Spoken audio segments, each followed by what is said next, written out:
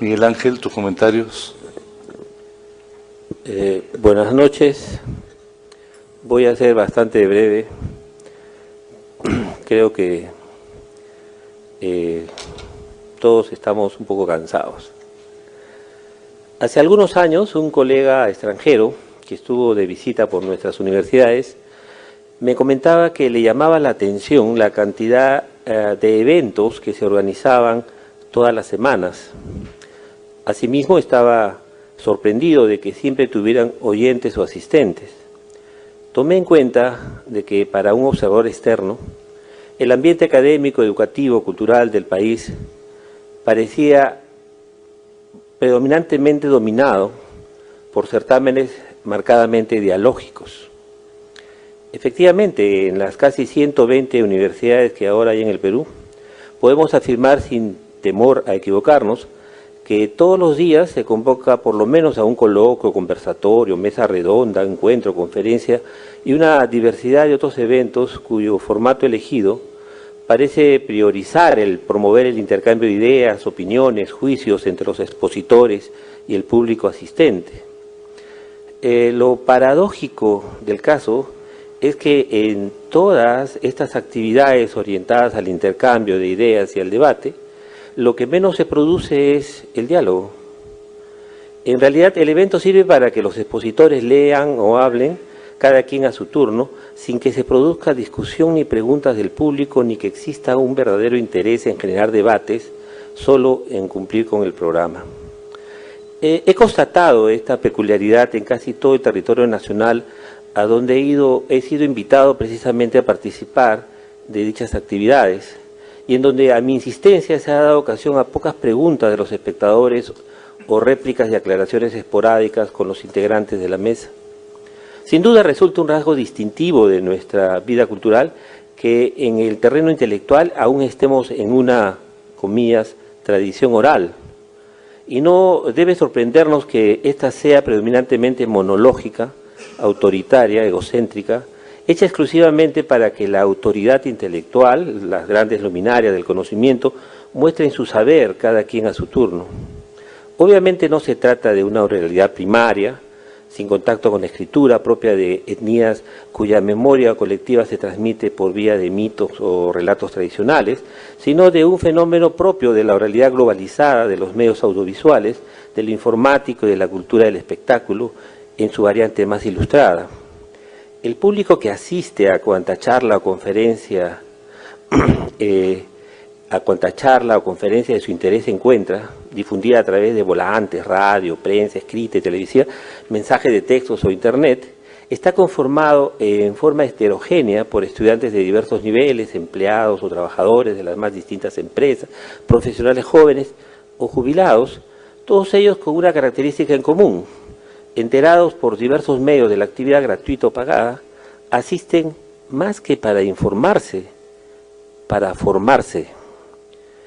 Es decir, no tienen tiempo, recursos, ganas o costumbre de investigar con la carga de lectura y estudio que implica, pero valoran lo que escuchan como fuente de un saber verdadero que obtienen sin esfuerzo, cuyos conocimientos repetirán en su entorno laboral o social y del que obtendrán, de ser posible, hasta una constancia de asistencia, mejor si es un certificado.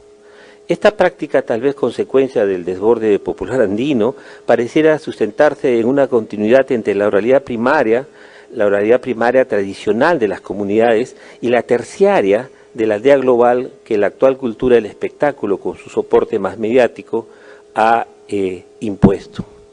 Lo cierto es que la gente cada vez lee menos libros, pero recibe a través de la voz e imagen de un intermediario, locutor, periodista, expositor, conferencista, etc., más información que constituye su bagaje principal de conocimientos. En el Perú hay muchos intelectuales y profesionales de, comillas, oídas y de currículum vitae profuso que no leen, ni investigan, ni escriben desde su graduación. Esta larga introducción, con la anuencia de los presentes, me permite hacer una precisión que sirve de contexto para el libro que presentamos esta noche. No todos los eventos de esa, comillas, tradición oral son intrascendentes o epidérmicos. Algunos constituyen verdaderos documentos históricos e hitos para la comprensión de nuestros procesos culturales o literarios. Uno de ellos, precisamente, fue el primer conversatorio sobre la novela Todas las Sangres, que organizó el Instituto de Estudios Peruanos en 1965, motivo por el cual fue editado años después y reimpreso este año. La importancia de esa publicación ha sido reconocida por los estudiosos, pero no por las razones que uno podría imaginarse, porque fue ejemplo de un diálogo fructífero entre los asistentes, conferencistas y espectadores, sino porque fue un tremendo fracaso. Se invitó a un reconocido escritor de esos años, José María Arguedas, autor de una reciente novela de gran repercusión en el momento, Todas las Sangres, a un grupo de literatos encabezados por Alberto Escobar, a quien consideramos en el ambiente académico de literatura como el fundador de los estudios literarios modernos, basados en el análisis y la comprensión de los textos y no en impresiones subjetivas sobre la vida o la biografía de los escritores, y a un grupo de destacados científicos sociales. La intención era propiciar un diálogo, de ahí el nombre de Mesa Redonda, entre especialistas de la literatura y las ciencias sociales. El conversatorio terminó convertido en un enjuiciamiento al escritor, que fue acusado del delito de que sus novelas no reflejaban la realidad social y cultural del país. Solo uno de los participantes, justamente Alberto Escobar, lo defendió, pero su voz fue avasallada por los demás. El resultado se sintetiza en la frase pregunta de Arguedas: ¿he vivido en vano? 46 años después, el Congreso de la República, el Ministerio de Cultura y el Ministerio de Educación organizaron en la Biblioteca Nacional del Perú un segundo coloquio para, cito, darles a los académicos amigos de Arguedas la posibilidad histórica de ratificar o modificar sus pareceres ensayando visiones alternas a lo discutido en el IEP. Fin de cita.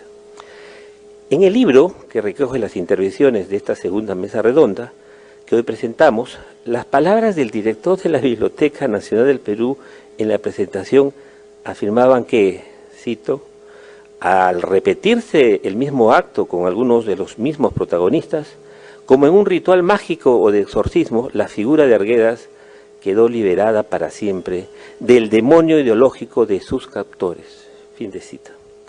¿Cómo se produjo este extraordinario acto de reconciliación histórica y de enmienda del grave pecado cometido contra un escritor cuyo centenario de su nacimiento se ha venido celebrando con múltiples actos artísticos, certámenes académicos y publicaciones diversas en el país?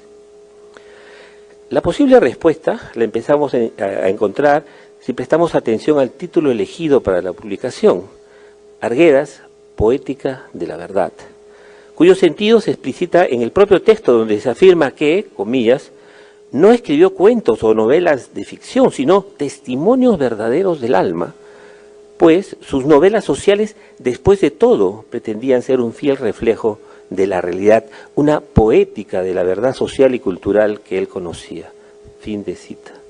Tan contundente declaración parecería significar una aceptación del error cometido, pero este otorgamiento no implica un acto de enmienda de las propias posiciones esgrimidas, sino, en palabras de Matos Mar, uno de los participantes de la primera mesa redonda, que, cito, Arguedas narraba la realidad del proceso peruano correspondiente a 1940, mientras que sociólogos y antropólogos habíamos avanzado desde 1946, fin de cita.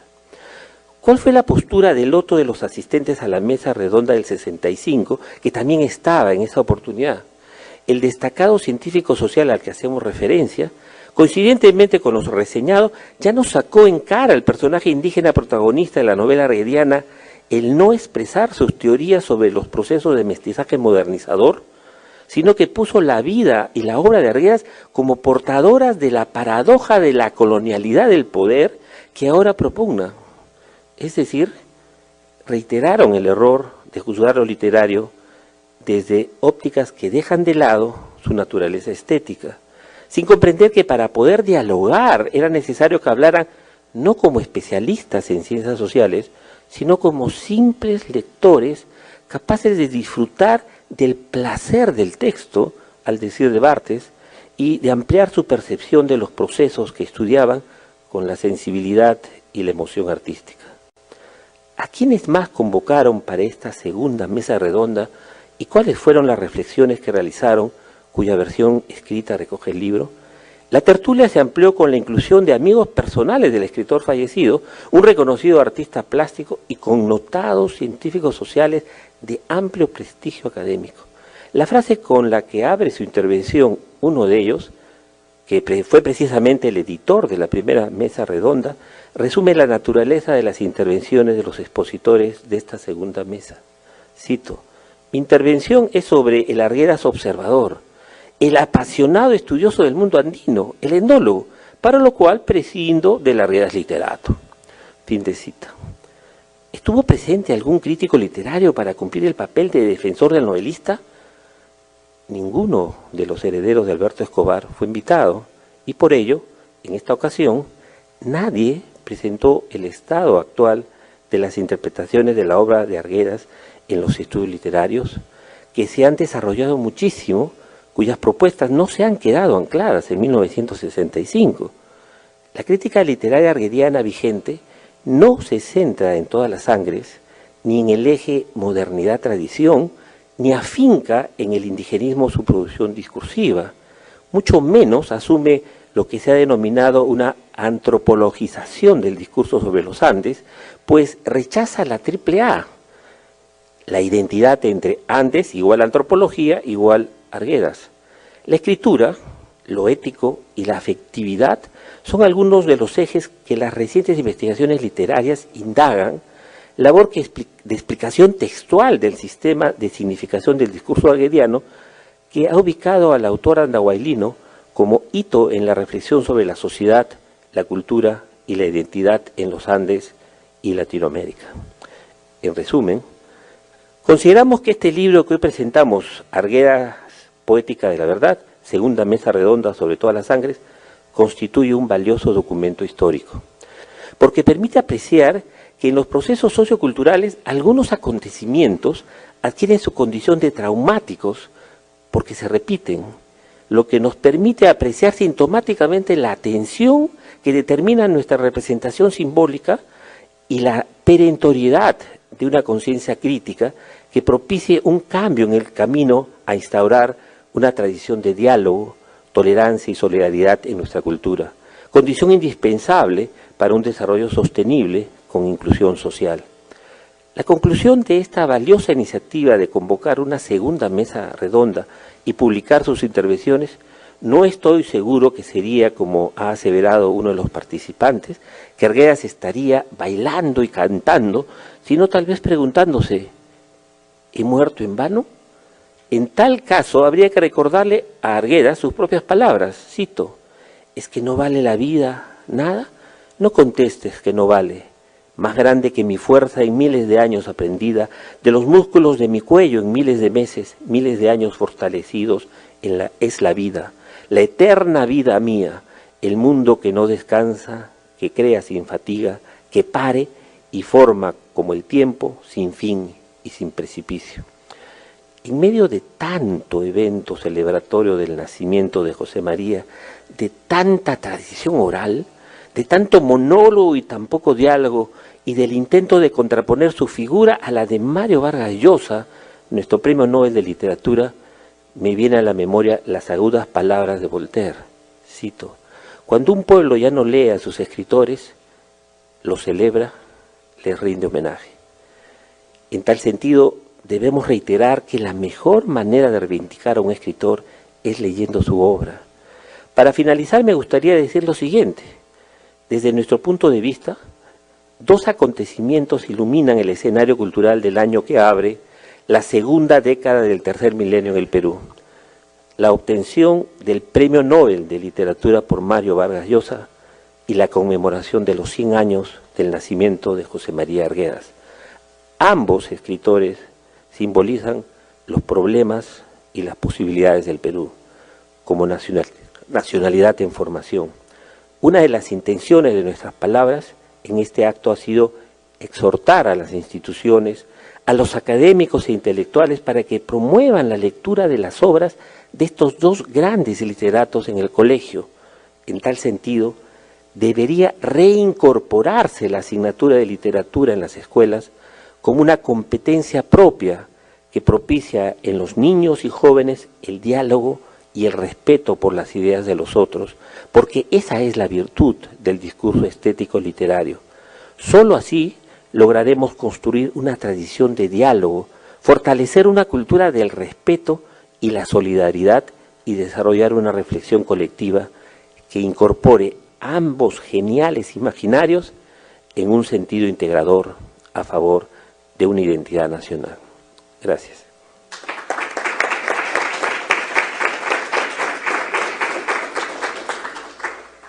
Muchas gracias, Miguel Ángel, por tus críticas constructivas.